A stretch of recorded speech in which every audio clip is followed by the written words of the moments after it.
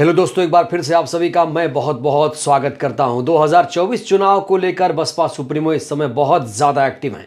ना सिर्फ बसपा सुप्रीमो बल्कि उनके जो पदाधिकारी हैं, कार्यकर्ता हैं, नेता हैं, इस समय बहुत ज़्यादा सक्रिय नजर आ रहे हैं, धरातल पर नजर आ रहे हैं। दोस्तों जानते हैं, बसपा ने इस समय एक बड़ा संकल्प ले लिया है। बसपा के तमाम नेता कार्यकर्ता, बहुजन समाज ने इस समय एक संकल्प ले लिया है। संकल्प यह है कि सबसे ज्यादा सांसद जिताकर मायावती जी को पीएम बनाया जाएगा। 2024 का यही संकल्प है कि 2024 में मायावती जी को प्रधानमंत्री बनाया जाए। ना सिर्फ संकल्प लिया जा रहा है बल्कि इसके लिए मेहनत भी की जा रही, कड़ा संघर्ष किया जा रहा है। कैसे, मैं आपको बताता हूं। दोस्तों, उत्तर प्रदेश में 80 लोकसभा सीटें हैं और 403 विधानसभा सीटें हैं। और जानते हैं, इस समय सभाएं की जा रही हैं। मंडल स्तर पर, जिला स्तर पर, ग्रामीण लेवल पर सभाएं की जा रही हैं। बसपा में इस समय कैडर कैंप चल रहा है और ये जो कैडर कैंप है हर रोज आयोजित किया जाता है। लोगों की भीड़ इकट्ठा की जाती है, उनको मायावती जी की जो उपलब्धियां हैं, उनका जो विजन है, उसे इसमें समझाया जाता है। और दोस्तों, आपको जानकर हैरानी होगी कि एक दिन में चार विधानसभा में कैडर कैंप का आयोजन किया जाता है। सोचिए, एक दिन में चार विधानसभा और 403 विधानसभाएं हैं, तो कुल मिलाकर 2 से 3 महीने, 2.5 महीने में यह जो पूरा काम है पूरा कर लिया जाएगा। इसकी शुरुआत प्रयागराज और मिर्जापुर से मानी जा रही है। हालांकि पूरे प्रदेश में इस समय यही काम चल रहा है, चाहे वो गाजियाबाद हो, चाहे वो गोरखपुर हो, या फिर वो ललितपुर हो, मिर्जापुर हो, लखनऊ हो, या आप सहारनपुर कहिए या बलिया चले जाइए, हर जगह फिलहाल बीएसपी अपना कैडर कैंप चला रही है। दोस्तों, बहुत युद्ध स्तर पर इस समय तैयारियां चल रही हैं, क्योंकि सपना बहुत बड़ा देख लिया गया है। सपना यह है कि 2024 में मायावती जी को प्रधानमंत्री बनाया जाए। और आपको बता दूं, 403 विधानसभा सीटें हैं और विधानसभा के हिसाब से क्या किया गया है, प्रत्येक विधानसभा में 2-2 सेक्टर बना दिए गए हैं और इन सेक्टरों में कैडर कैंप चल रहा है। जो इनके नेता हैं, जो इनके वक्ता हैं, लोगों को बता रहे हैं कि हमारा जो मिशन है उसे भूलना नहीं है। कहा जा रहा है कि बसपा को एक पार्टी मत समझिए, बसपा एक मिशन है। और अब बहुजन नहीं, बसपा सर्व समाज के लिए काम कर रही है। और आपको याद दिला दूं दोस्तों, अभी हाल ही में बसपा सुप्रीमो ने एक बयान दिया कि अब वो सर्व समाज के लोगों का वोट चाहती हैं। सर्व समाज में अपनी पैठ बनानी पड़ेगी।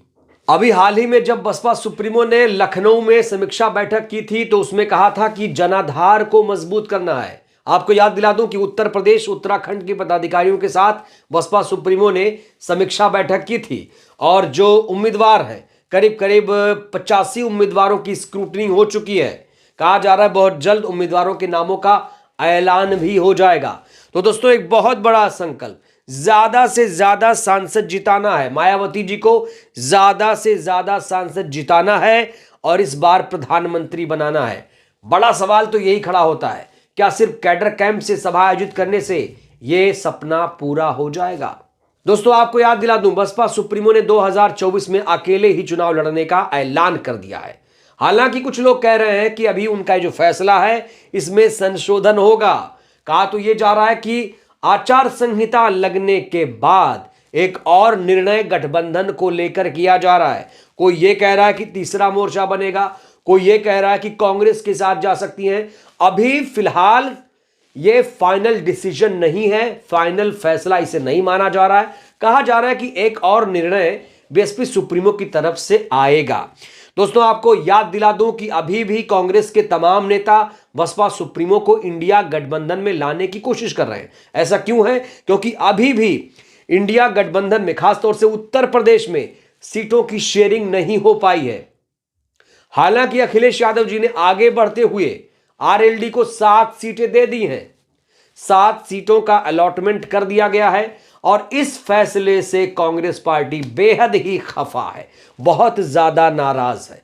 क्योंकि कांग्रेस पार्टी नहीं चाहती कि अखिलेश इंडिया गठबंधन में दखल अंदाजी दें, एक सहयोगी की तरह काम करें।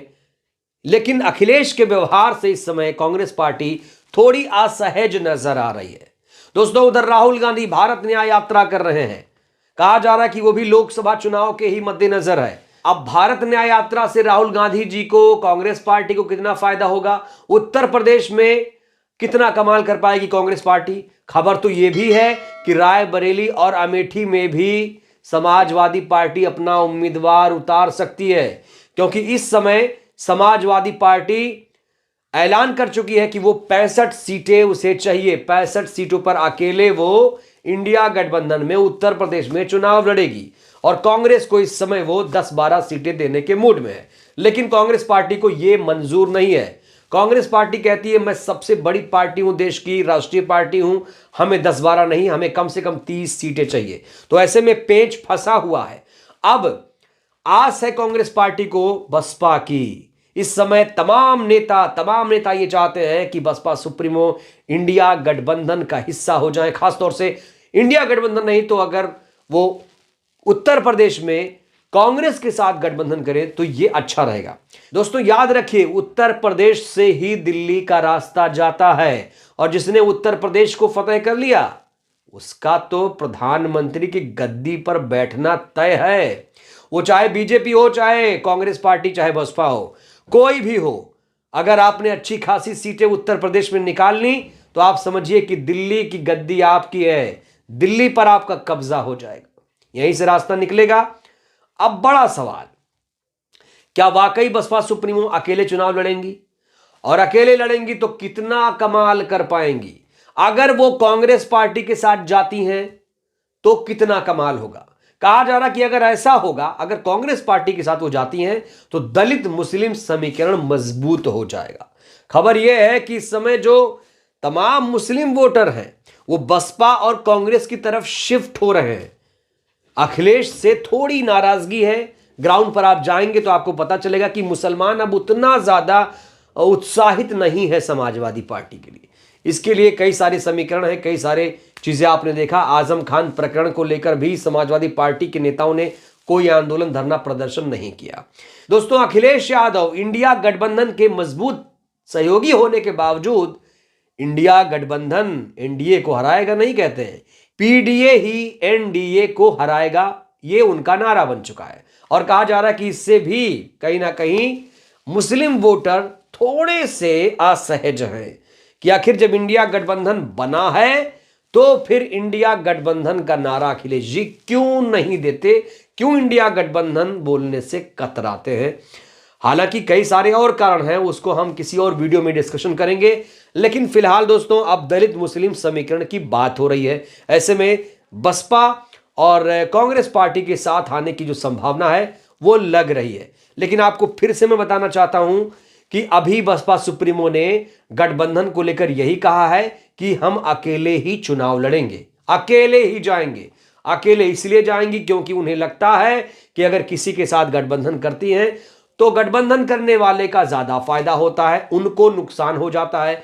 दो बड़े कारण भी दिए थे, 1993 विधानसभा चुनाव और 1996 का विधानसभा चुनाव। 1993 में बसपा ने समाजवादी पार्टी के साथ गठबंधन किया था, 1996 में बसपा ने कांग्रेस पार्टी के साथ गठबंधन किया था। और दिलचस्प बात यह है कि 1993 हो 1996 हो, गठबंधन करने के बावजूद बसपा को 67 सीटें ही मिली थी। हालांकि एक रीजन ये भी आया, एक कारण ये भी कहा गया कि उनके जो नेता हैं, कार्यकर्ता हैं, उनके जो चाहने वाले हैं, गठबंधन नहीं पसंद करते हैं।